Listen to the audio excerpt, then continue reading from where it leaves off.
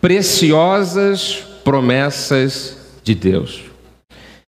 Quero utilizar esse texto de 2 Pedro, no capítulo 1, versículos 3 e 4, quando ele diz: visto como pelo seu divino poder nos têm sido doadas todas as coisas que conduzem à vida e à piedade, pelo conhecimento completo daquele que nos chamou para a sua própria glória e virtude. No versículo 4 ele diz: pelas quais nos têm sido doadas as suas preciosas e muito grandes promessas.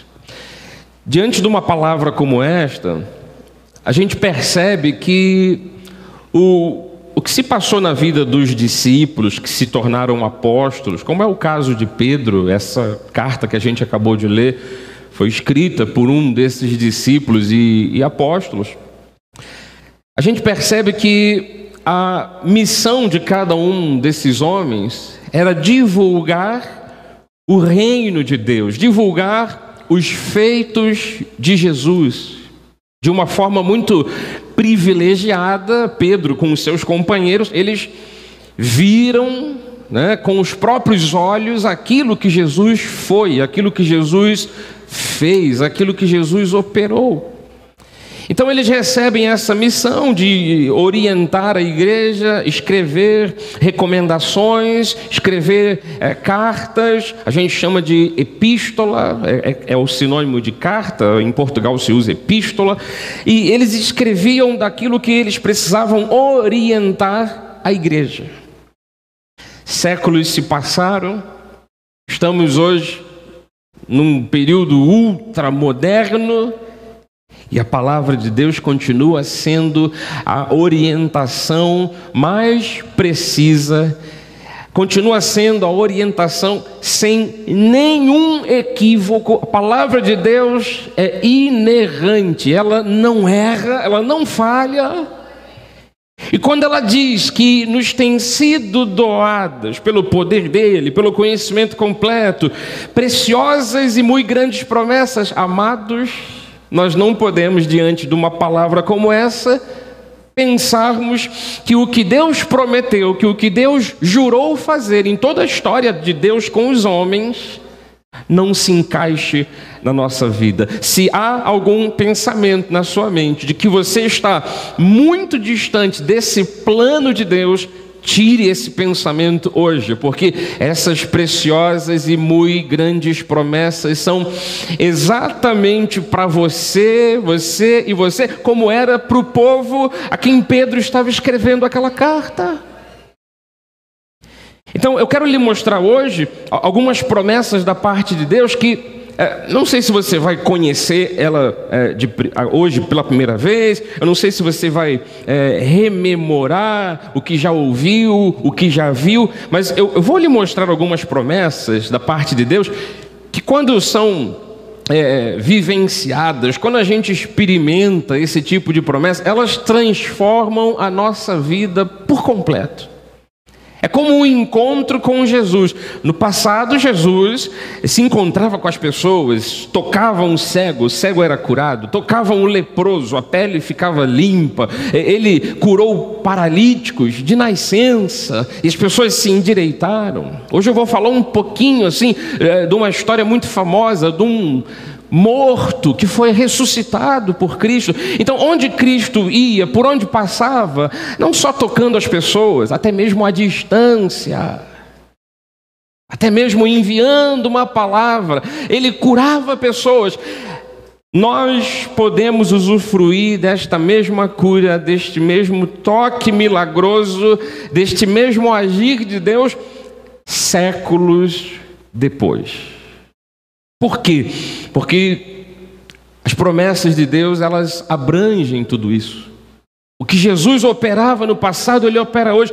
E a Bíblia diz, rapidamente, só uma pincelada aqui do que são promessas maravilhosas. Gálatas 3:9, de modo que os da fé são abençoados. Você é abençoado por Deus.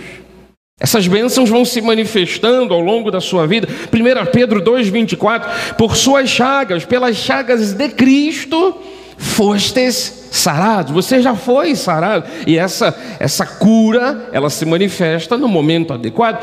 Romanos 8:37. Em todas as suas lutas, diga aí, somos mais que vencedores por meio daquele que nos amou. Só uma pitadinha, que eu poderia dizer, comparando com toda a Bíblia, é um pinguinho no meio de um oceano, porque a Bíblia tem relatado da parte de Deus milhares de promessas, milhares de juramentos. Naturalmente que alguns desses juramentos, eles foram feitos por Deus e estabelecidos com certas condições. Mas, bom, se Deus é quem opera tudo em todos, se Deus é quem põe o querer e o realizar, se é Deus quem nos chama para andarmos conforme Ele quer, então, na verdade, até aquilo que Deus exige para que uma promessa se cumpra, Ele também opera isso em nosso coração. Eu só não posso ser tolo de querer resistir a Deus uma vida inteira. Então hoje, prepare-se para isso, para não resistir. Prepare-se para abrir o teu coração e dizer: Senhor, se o Senhor tem promessas maravilhosas, promessas preciosas, promessas muito grandes, promessas extraordinárias, Senhor, eu não vou resistir a isso, não vou lutar. O Senhor diz, eu creio. Prepare-se para isso. E essa pitadinha que eu lhe mostrei, eu quero dizer que é por estas e outras promessas que nós não podemos pensar que a nossa vida deverá continuar a mesma de sempre. Se há algo programado por Deus, bênçãos, provisão, cura, vitórias, triunfos, êxito, a alegria, vida longa. Se há bênçãos preparadas e programadas por Deus, eu não posso pensar que diante dessas verdades, diante do que eu conheço na Bíblia, que a minha vida vai continuar a mesma de sempre. Não, eu tenho que assumir essa mudança que pode acontecer assim, num estalar de dedos, de um momento para o outro, pelo agir de Deus na minha vida. Eu preciso começar a receber isso pela minha visão interna. Eu preciso ter os olhos abertos, não somente esses olhos do corpo físico. Esses olhos nós abrimos e a gente verifica nas palavras da Bíblia Sagrada o que Deus prometeu, o que Deus jurou. Mas, além disso, nós temos que ter os olhos do coração aberto. Deus tem uma promessa de família bendita. Os meus olhos espirituais, a minha visão espiritual tem que estar aberta para isso. Eu não posso dizer para Deus: Senhor, eu não vejo possibilidade da minha família se tornar como aquela palavra lá que diz que vai ser bendita. Se você diz para Deus: eu não posso ver possibilidade, não é nada, não tem a ver com esses olhos físicos, tem a ver com os olhos espirituais. A palavra do Senhor diz que você estará por cima e não de baixo, você terá para emprestar, não precisará tomar mais emprestado. E a pessoa diz: difícil enxergar essa situação na atual conjuntura do país, da política, do governo, da economia. Difícil enxergar? Você não está conseguindo enxergar com os olhos da alma, com os olhos do coração. Então faz uma coisa: prepare-se para as promessas de Deus, enxergando claramente com os olhos do coração. Se existe uma venda nos teus olhos, tira essa venda. Paulo, ele recomenda isso quando diz em 2 Coríntios 3,18: todos nós com o rosto desvendado. Então, é como se tivéssemos uma venda nos olhos, e ele diz: todos nós com o rosto desvendado, contemplando como por espelho. E é interessante essa analogia, né? O que você vê num espelho, quando você está de frente para um espelho? O que você vê? sua imagem. Vai, mais algumas dicas aí. Oi? Uma pessoa bonita? Tá certo, óbvio. Eu vejo o cara mais lindo desse mundo quando eu olho para o espelho. Mas eu vejo também algumas marcas de expressão. Tenho começado a ver cabelos brancos. Mas eu acho que é defeito do espelho. Essa analogia de Paulo é muito interessante. Ele diz, a gente tem que olhar no espelho, mas você percebeu o texto? Contemplando como por espelho, não a nossa própria imagem, mas a glória do Senhor. Ou seja, se eu me vir, não num espelho natural, né, mas se eu me vir como mais do que um vencedor, como abençoado, uma pessoa que está debaixo do cuidado de Deus, uma pessoa que Deus está sempre de olho, preservando, cuidando, zelando, enviando anjos, se eu me vir dessa forma, eu serei transformado por essa própria imagem. Então, o que diz o texto? Todos nós, com o rosto desvendado, contemplando nesse espelho a glória do Senhor, acabamos por isso sendo transformados de glória em glória. É como se, quanto mais você acreditasse, mais você vencesse. Quanto mais você cresce, mais você usufruísse das promessas. É algo que vai se multiplicando. E a gente é transformado de glória em glória na própria imagem do Senhor. E esse é um trabalho que o Espírito Santo faz conosco. Olha o que diz o texto. É como pelo Senhor, como se você tivesse do teu lado o teu orientador, sendo o próprio Jesus, como se você tivesse o teu professor, o teu mestre, vou usar uma palavra dos dias de hoje, o teu coach. Como se você tivesse alguém do teu lado te orientando, como Pedro foi orientado, como os discípulos foram orientados, como se você tivesse pelo Senhor, o teu orientador. Quem que entra nesse momento para te orientar? O Espírito. Então tem gente que às vezes diz assim, eu queria ter vivido na época de Jesus, para poder ver Jesus, então você ia ter que viver lá na Palestina, há 2000 anos atrás, sem internet.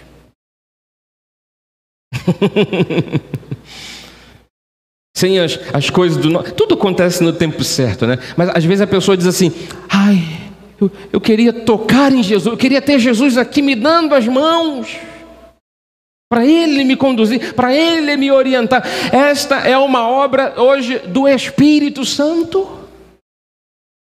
E que já faz parte desse crescimento de fé, né? Já faz parte dessa multiplicação de confiança. Porque se você não começar pela fé a confiar e acreditar que o Deus invisível, como o Espírito Santo, está dentro de você, te dando dicas, te orientando, falando contigo, te conduzindo. Se você não acreditar que isso é possível, você já está errando o caminho, já está saindo do rumo. Mas o Espírito, eu vou ler o versículo de trás para frente, né? É bom, eu gosto sempre de estudar assim. O Espírito, ele te ajuda como se fosse o próprio Senhor te orientando. O teu coach, o teu mestre, o teu professor. O Espírito, ele faz o trabalho que o Senhor fez lá com os discípulos e com os apóstolos. E ele então transforma você na própria imagem dele. E você acha que Jesus é um perdedor? Não. E você acha que Jesus era um derrotado? Não. Ele se fez mas ele era o Rei dos Reis, ele era o poderoso Senhor, ele era Deus encarnado. Então ele te ajuda através do Espírito e você vai sendo transformado de glória em glória. Agora, isso é preciso ser visto num espelho. E aí, indo para a parte inicial do versículo, é fundamental que você não tenha os olhos vendados. Se Deus lhe disser hoje, pela palavra, pela mensagem, pela pregação, se Deus lhe disser hoje aquilo que é impossível aos homens, eu farei na tua vida, você vai acreditar sim ou não? Se Deus disser para você aquilo que já não tem mais jeito, como muita gente diz, não, para isso não tem jeito, não tem solução, até posso me conformar, porque nunca ninguém viu um milagre desse. Se Deus disser para você, este milagre eu vou fazer na sua vida, você está crendo nessa possibilidade? Sim ou não?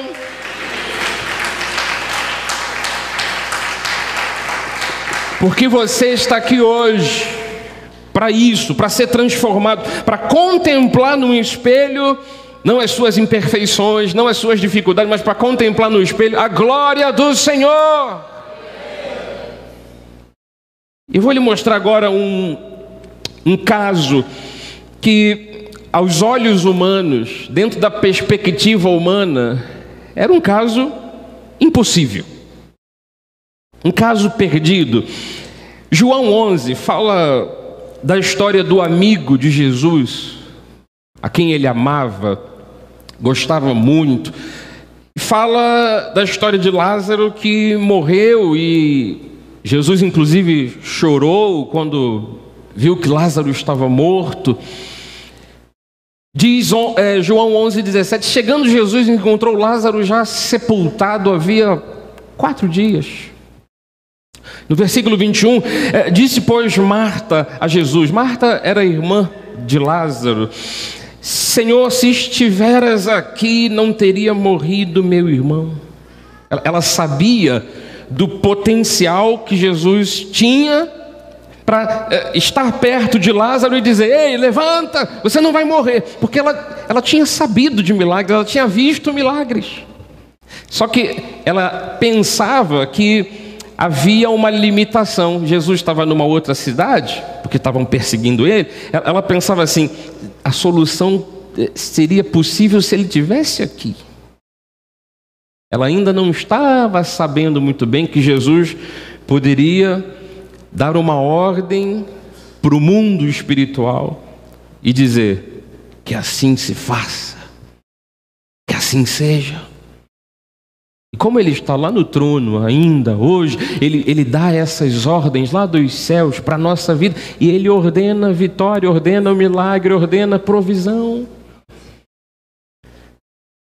Mas aqui foi um caso em que Jesus estava num corpo de homem e estava tendo os seus relacionamentos de amizade.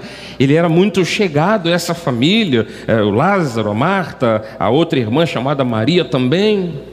Mas mesmo naquela condição em que Marta disse, Senhor, se o Senhor estivesse aqui. Versículo 25, disse-lhe Jesus, Martinha, eu sou a ressurreição e a vida. Martinha, como ele chamava, que eles eram amigos, né? Martinha, quem crê em mim, ainda que morra, viverá. Bom, aqui está o ponto crucial. Você já deve ter lido essa história, você já ouviu a história de Lázaro, você sabe que ele ressuscitou. Mas os detalhes da história têm que ser revisto, tem que ser estudado. Então, quando ele diz, quem crê em mim, ainda que morra, viverá, aqui está um ponto crucial. Quando a gente diz que há situações na vida irremediáveis, impossíveis de solução, de resposta, tem até aquele jargão, né? Para tudo tem jeito, menos para a morte. A Bíblia fala o contrário, porque você sabe que Lázaro ressuscitou. Só que quando a gente está até diante de um ditado popular como esse, será que temos que concordar plenamente com o ditado? Para tudo tem jeito, menos para alguma outra coisa qualquer? Ou será que o agir do nosso Deus não é poderoso para realizar um milagre em qualquer coisa que seja? Versículo 39, eu pulei aqui alguns versículos, essa história é bastante longa, depois você leia em casa, João 11. Então ordenou Jesus, tirai a pedra. Disse-lhe Marta, irmã do morto, Senhor, já cheira mal, porque já é de 4 dias. Versículo 40, respondeu-lhe Jesus, não te disse eu, se creres, verás a glória de Deus? Por isso que lá na frente Paulo diz, ei, você tem que abrir os olhos para ver a glória de Deus, para ver a glória do Senhor.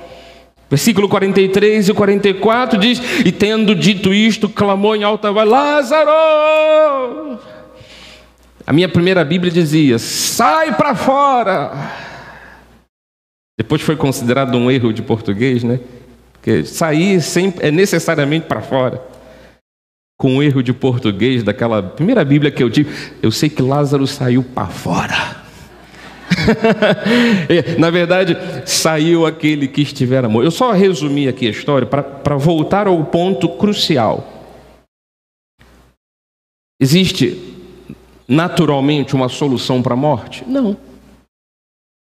Nesse caso em específico, Jesus havia planejado tudo. Ele disse, quando ele soube, mesmo à distância, quando ele soube que o amigo estava para morrer, ele disse: não, ele não vai morrer, e tudo servirá para a glória de Deus. Mas ele não viajou de volta para a cidade, ele ficou à distância, soube que o amigo morreu, chegou lá e disse: calma, Marta, tudo vai ser para a glória de Deus. E na hora certa, depois de 4 dias, interessante os detalhes, né? Já cheira mal, já estava apodrecendo. Então, na verdade, Deus pode recuperar peles, tendões. Deus pode fazer conosco a recuperação de órgãos internos. Deus pode, numa ordem, numa palavra, dizer: ei, vem, milagre, vem para fora, e o milagre acontecer. Para ver a glória de Deus tem que haver crença nas preciosas promessas dele. Quando eu comecei falando das promessas de Deus, é porque eu queria que você entendesse que Deus sempre vai trabalhar em cima dessa questão. Por isso que a Bíblia é recheada de promessas. Tem uma contabilidade, quando você conta assim, quantas promessas diferentes Deus já fez? Tem 7.000 promessas. Algumas delas se repetem outras vezes na Bíblia. Então, somando tudo, até as que são repetidas, chegam a mais de 8.000. Por isso que a Bíblia é recheada de promessas. Por quê? Porque Deus tem promessas que são justas, santas, fiéis, são grandes, são poderosas, ilimitadas, e de tudo que Ele prometeu ao longo do tempo. Às vezes prometeu lá para Abraão, prometeu lá para Noé, prometeu para Pedro. Ele faz essa palavra se cumprir de novo na nossa vida. Porque a palavra dele não morre lá na vida daquele que se cumpriu. Deus disse que alguém seria multiplicado, que alguém seria próspero, que alguém seria curado, que alguém venceria a batalha. E aí Deus disse, se cumpriu, morreu. Não, aquela promessa, ela se renova. Então, quando eu comecei lhe falando das promessas, e agora eu digo que você precisa crer nessas promessas, entenda uma coisa: Deus sempre fará o que tiver que fazer na tua vida baseado nessas promessas. É claro que eu tenho que levar então um tempo considerável da minha vida conhecendo essas promessas. Por isso a igreja tem estudo bíblico. Por isso o culto tem uma exposição da Bíblia Sagrada para que você vá reconhecendo ao longo do tempo essas promessas. Mas você não pode deixar passar uma sequer. Você não pode deixar passar uma promessa sequer. Todas elas podem se cumprir hoje, cabalmente na tua vida. Mas às vezes eu fico um pouco receoso, bispo. Tem gente que gosta de falar bonito e diz assim: eu fico reticente. Eu queria encaixar um dia aqui essa palavra. Eu fico meio reticente. Reticências, né, dá a ideia assim de continuidade. Então, é gostar de falar bonito, né? Eu não entendi até hoje essa coisa de reticência, mas enfim, estou tentando entender. Eu fico meio pontinho. Eu fico, quer dizer, a pessoa fica dando espaço para o quê? Para incredulidade, para dúvida. A pessoa fica pensando demais no assunto, ela põe um pé atrás. Eu fico meio duvidoso, não sei se eu devo apostar todas as fichas assim de uma vez, dizer que Deus vai curar, que Deus vai fazer. Bispo, eu não sei, eu fico meio reticente. Olha só, não queira ver para crer, não. Creia e verás a glória de Deus. Esse é o caminho. Creia e você vai ver a glória de Deus. No caso de Jesus com Lázaro, eles viram a glória de Deus, o morto ressurgiu. No caso do discurso de Paulo, ele diz: olha, a gente tem que ver nesse espelho aí a glória do Senhor. E você tem que buscar ver essa imagem baseado nas promessas. Então, a gente precisa reconhecer as promessas, a gente precisa entender que Deus falou ao povo antigo e fala de novo conosco. A gente precisa, ao identificar essas promessas, a gente precisa manter um alinhamento de alma, coração, de pensamento, de discurso. A gente tem que se alinhar a essa promessa. Se Deus diz que vai fazer algo e foi para o indivíduo lá no passado, mas essa palavra é viva, eu creio que vai servir para mim, então eu mantenho firme o meu pensamento naquilo, a minha confissão naquilo. Eu não posso receber de Deus uma promessa aqui hoje e depois dizer para outra pessoa, para o vizinho, para o amigo: não, eu não sei se vai ter solução nesse caso. Ou você recebe de coração e depois, até numa conversa, sabe, com um vizinho, com um amigo, você diz: eu creio que Deus vai fazer porque eu recebi a promessa. Você tem que ter coerência. E o texto de Hebreus fala disso, dessa coerência. Hebreus 10, 23. Guardemos firme a confissão da esperança. Deus fala inúmeras coisas, eu tenho esperança de que isso vai acontecer e eu tenho que guardar firme a minha confissão de esperança, sem vacilar. Até porque a coisa mais importante em saber é que quem fez a promessa é que é fiel.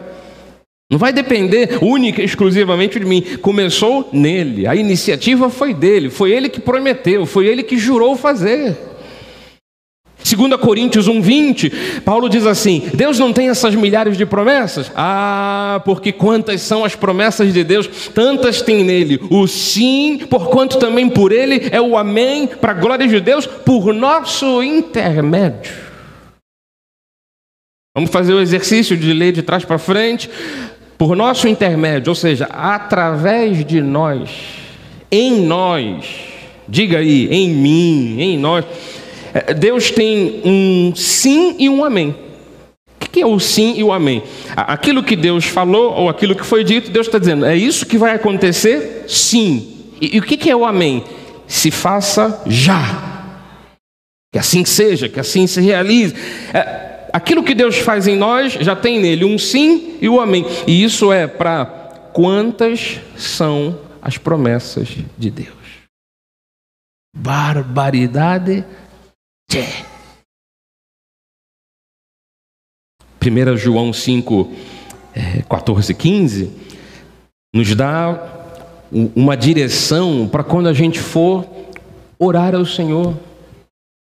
Tem gente que diz assim: bispo, eu não sei como orar, eu não sei o que pedir a Deus, porque às vezes até com respeito e temor, a pessoa diz: eu não quero pedir alguma coisa para mim que esteja fora da vontade de Deus.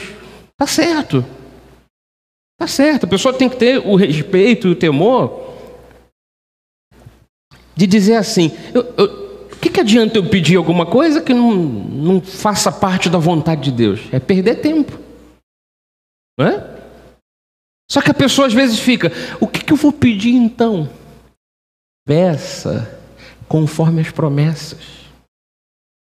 Quando a Bíblia fala que tem gente que pede e não recebe porque pede mal, não sabe como pedir, é porque tem gente que pede qualquer coisa, mas não sabe o quanto de promessas tem a respeito de si, e é só pedir baseado na promessa. Aliás, quando você pede algo a Deus baseado na promessa, baseado no que Deus falou que vai fazer, baseado no que a Bíblia diz que Deus vai fazer, é tiro e queda, é certo que Deus vai cumprir aquilo. Por isso que eu trouxe esse texto aqui. 1 João 5,14, esta é a confiança que temos para com Ele, que se pedimos alguma coisa, grava isso aqui, segundo a sua vontade. Segundo a sua vontade. Ele nos ouve. Versículo 15: e se sabemos que Ele nos ouve quanto ao que lhe pedimos, estamos certos de que obtemos os pedidos que lhe temos feito. Parece um rap, né? O 14 aí, volta aí por gentileza. Esta é a confiança que temos para com Ele, que se pedimos alguma coisa segundo a sua vontade, Ele nos ouve. Eu queria pegar o microfone agora para fazer aqueles. E se sabemos que Ele nos ouve quanto ao que lhe pedimos, estamos certos que obtemos o pedido que lhe temos feito. Falei.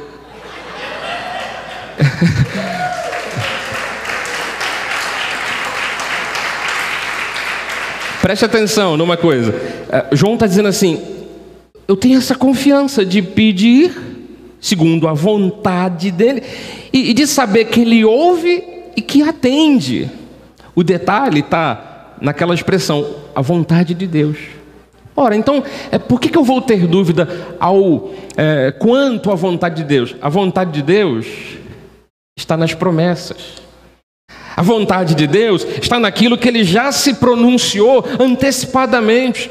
Tem coisas que Deus disse há alguns dias atrás, através de orações, através da palavra profética. Tem coisas que Deus disse há 1000 anos atrás, através dos apóstolos. Tem coisas que Deus disse há 3, 4 mil anos atrás, através dos reis, dos profetas. Tem coisas que Deus disse quando ainda não havia ninguém. Ele disse: eu quero que essa terra se multiplique, floresça. Então, sempre há uma palavra, tanto profética, como que tem um cunho de promessa. Deus diz que vai fazer. Deus diz que quer que aconteça. Deus jura que isso vai acontecer. Então, eu tenho até mesmo que orar a Deus baseado nas promessas. Eu estarei no caminho certo. Bispo, só me resta agora saber quais são as promessas. É claro que hoje o tempo se esgotou, né? São 5 para 11. Eu vou voltar àquela pitadinha que eu lhe dei aqui. Olha Gálatas 3:9.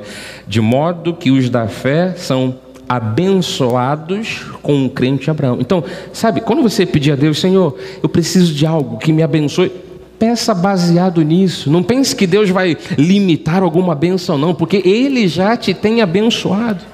Deuteronômio 28:13, é só uma pitadinha, hein? A gente já está terminando.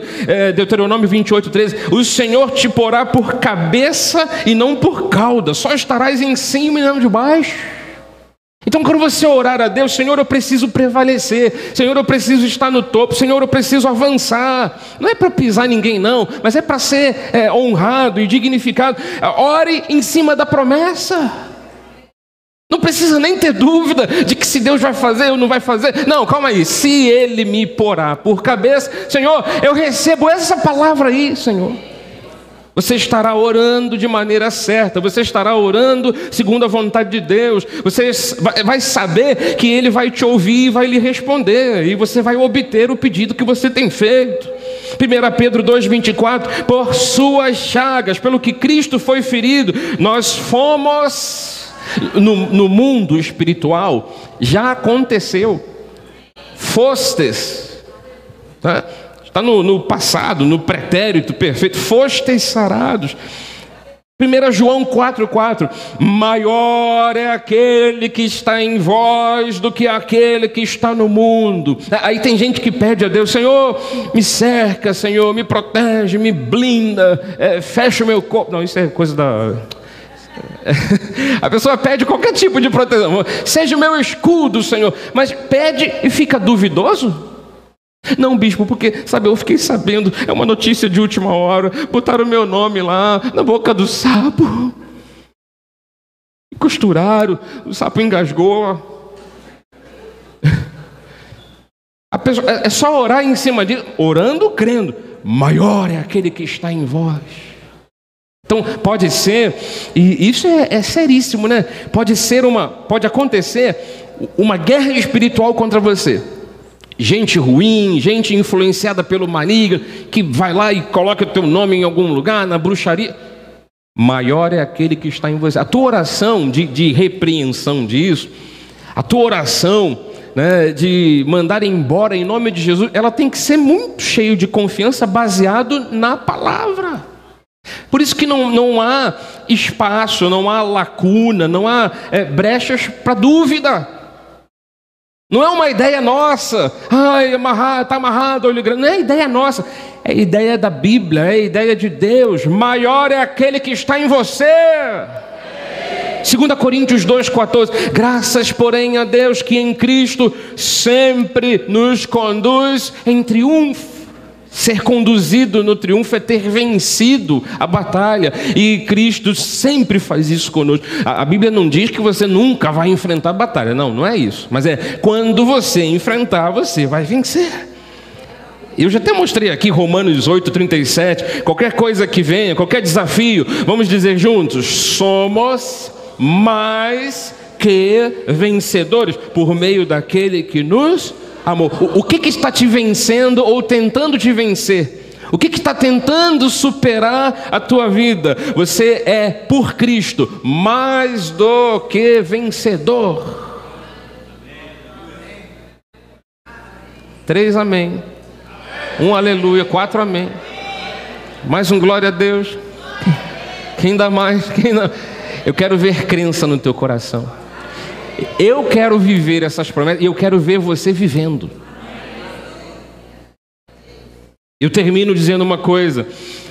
Hoje, eu estou falando hoje, no nosso momento atual, mas eu estou falando hoje também, nesse dia 14 de outubro de 2018. Hoje se cumprem essas promessas e palavras de Deus a respeito de você. De que você é abençoado, de que você é cabeça, está sarado, maior é aquele que está em você, você está sempre em triunfo, é mais do que um vencedor. Hoje se cumprem essas palavras. Eu lhe explico num minuto o porquê disso. Por que eu posso lhe dizer isso como teu pastor, como teu profeta? Porque Jeremias disse há muitos anos atrás, capítulo 1, versículo 12, disse-me o Senhor, Jeremias, ei, está vendo bem? Eu, o Senhor, eu velo sobre a minha palavra para a cumprir. O que eu li aqui para você, numa pequena demonstração de promessas, que são milhares, Deus está dizendo, tudo que eu falo, eu fico de olho para fazer cumprir. Então, eu não estou aqui prometendo para você algo meu, algo do meu coração, eu estou lhe prometendo algo de Deus. Não foi só Jeremias que falou disso não. Isaías 55:11. Assim será a palavra que sair da minha boca. Não voltará para mim vazia, mas fará o que me apraz e prosperará naquilo para que a designei. Imagine um comandante, um rei que dá uma ordem, aí vai o mensageiro, pega o cavalo, ou então vai correndo mesmo, vai dar aquela ordem para alguém, vai passar aquela mensagem para alguém. O rei mandou que se execute tal e tal tarefa. O mensageiro não pode ir com a palavra do rei e depois aquela tarefa não se cumprir. Aí volta lá o mensageiro, rei, ninguém quis cumprir. Não, a palavra do rei é executada. Deus enviou inúmeras palavras. Deus tem falado conosco. Deus tem mandado as promessas dele. Deus tem falado pela Bíblia, pelo Espírito Santo, pelo conhecimento que ele nos dá. Deus envia a palavra e ele diz, a minha palavra que saiu aqui da minha boca, do meu trono, não vai voltar vazia. Ela vai se cumprir. Por isso eu te digo, hoje se cumprem as promessas de Deus na sua vida. Elas são preciosas, justas, fiéis. E nós vamos dizer juntos, eu recebo! Assim seja, assim disse o Senhor. Hoje se cumprem as preciosas promessas de Deus.